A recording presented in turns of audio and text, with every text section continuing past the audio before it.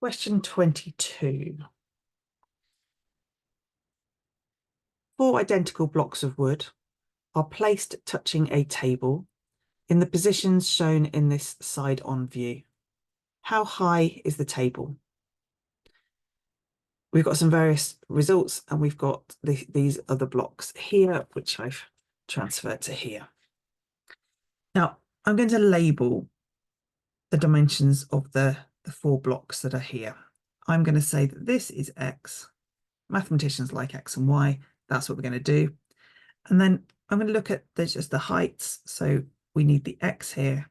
The height of this block is Y.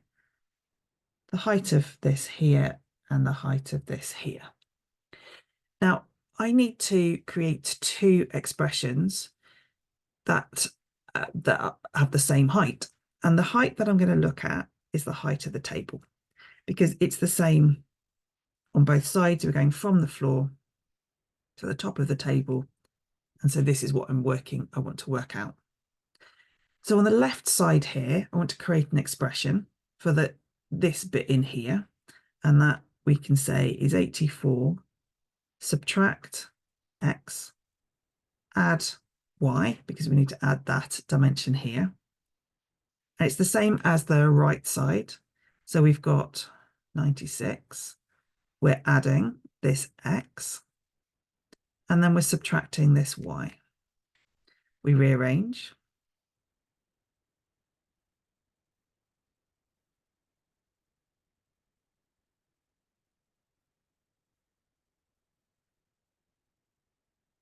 Actually, the 84 this time.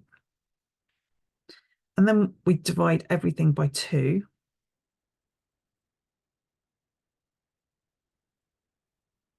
So this is an equation that we're looking for. And we notice that this negative X add Y is actually the same as this expression up here. So substituting into here, I've got the height, because this is an expression for the height. It equals 84, subtract this bit here,